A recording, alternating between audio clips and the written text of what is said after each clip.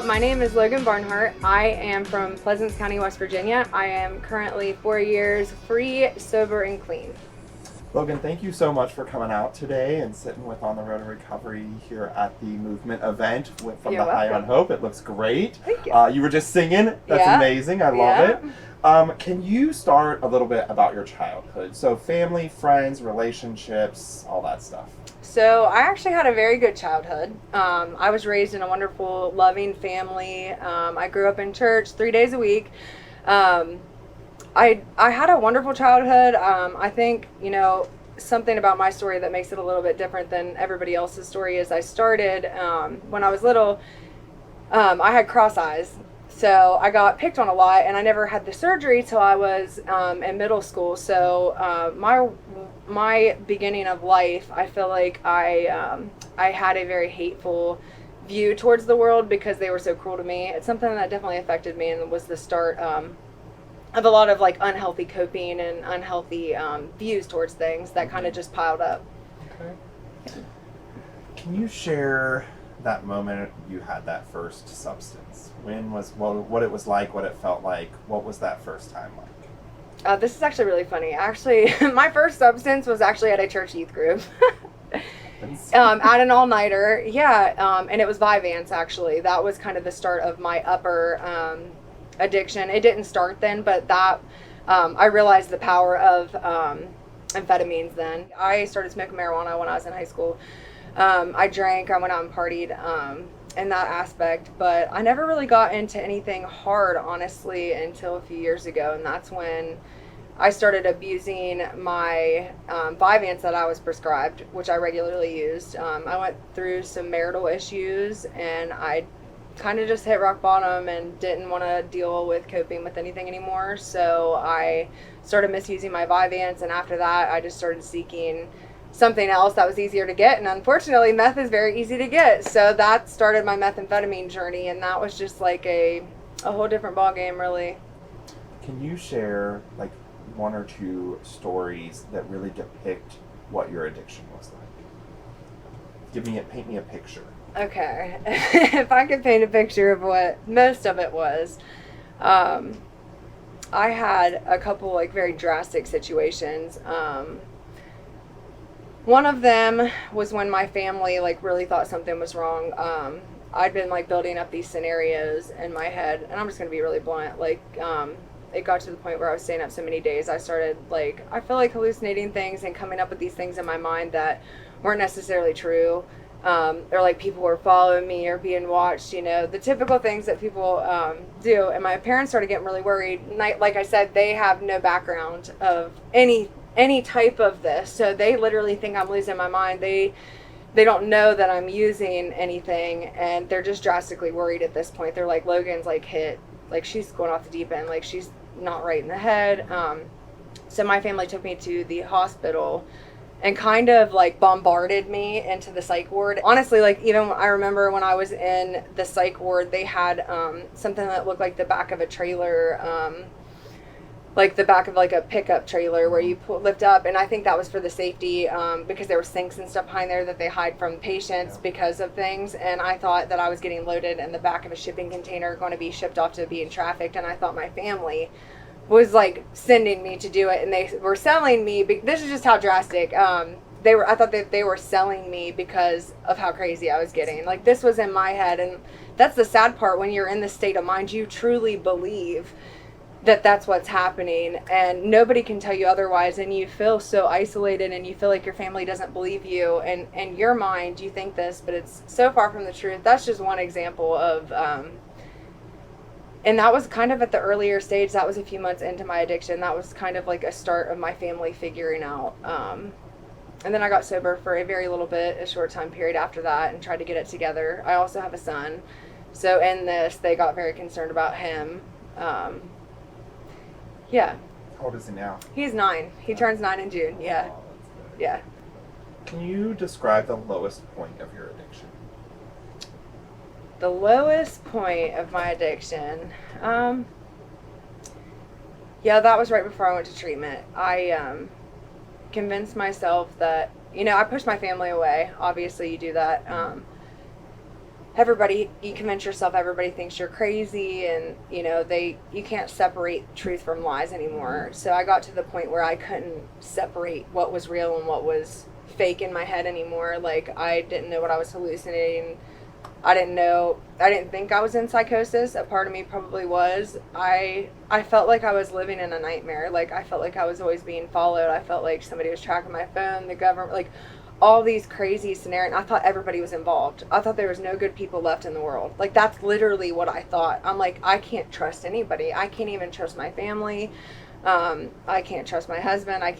People I love. And my family acted not different, but it's just they were so traumatized because they didn't know how to help me. And it was like I just lost my mind. And that last run I went to like 14 days staying up, and I felt like I saw demons. Like, I saw shadow people. I didn't even need the drug anymore to not sleep. I felt like my organs were shutting down. Like, there was this smell, like, because I wasn't eating, I wasn't drinking, and you can just smell, like, I could smell my body like deteriorating. As bad as that sounds, I know that's what it was. I couldn't use the bathroom for days. I knew something was wrong. I'm like, this has got to be what it is when your body shuts down. And I was just so traumatized. I didn't want to be here anymore. So I was either like, I want to be done. And I would rather have not been here than to do the drug. Like, it wasn't even about the drug anymore. It was just like, I pushed everybody away.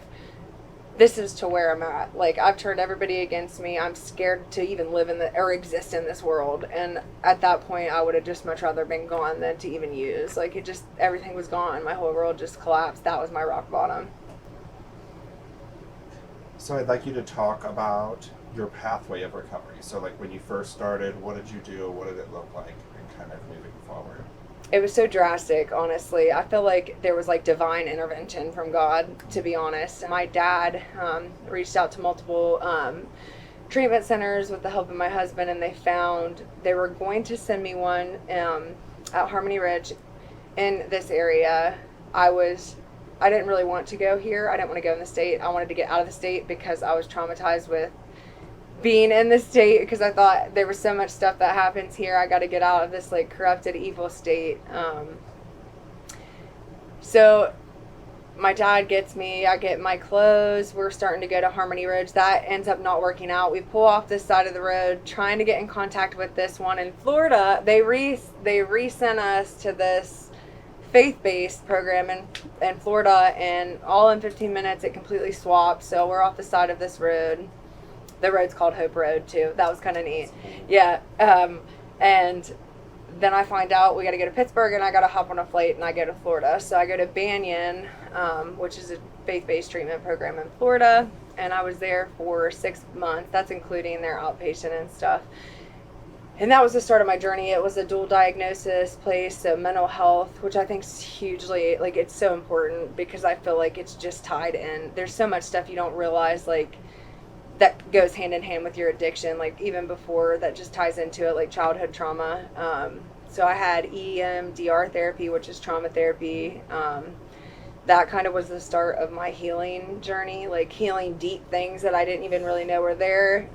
And once I started doing that, it honestly was on the up and up. And I do feel like I've broken a stigma. A lot of people laughed at me, saying there's not like one-hit wonders that go into treatment. I was surrounded by people that was in there like for their 20th time. Some didn't want to be there, and they laughed at me when I said that, but I'm 4 years sober, and I have no end in sight ever wanting to go back. So yeah. That's great. So what keeps you in recovery today? What keeps me in recovery? My faith. Honestly, my faith in God. He keeps me straightened out, and my son, my family, and more importantly, myself. I've kind of, ever since my recovery, now I'm just like on this overcomer. I have this like overcomer attitude where nothing can stop me. I've stopped smoking cigarettes. I've came off on my antidepressant. I'm free. And there's nothing that I think nothing can ever take that from me again. I've worked so hard to get here, and it's just, you feel a sense of like accomplishment, and I love to help other people, and I feel strongly that that's my purpose in life. And I love hard, so myself is going to keep me. So I have that overcomer attitude now. I've just overcome so much. It's just, there's no going back for me. Describe any stigmas that you faced in your recovery, whether it was with friends, work, relationships, family. I had a lot of stigmas. I feel like, when I started using meth, like I was that meth head, like, all the stigma against people that use meth. But that's something my heart like aches for too. People, it's like some people just don't feel like they can come forward. Like my family, I lived in a Christian environment. Like how on earth, I've heard my husband just talk so poorly about people that use drugs, and then here I am using in our closet. That's hard. It's hard to even like want to seek help or get better when you have that, like you even feel shame, like because I never in a million years thought that I would ever use methamphetamine. I was raised like, and I even somewhat before I even got hooked to it, like looked at those people like, how on earth, like why can't you just say no?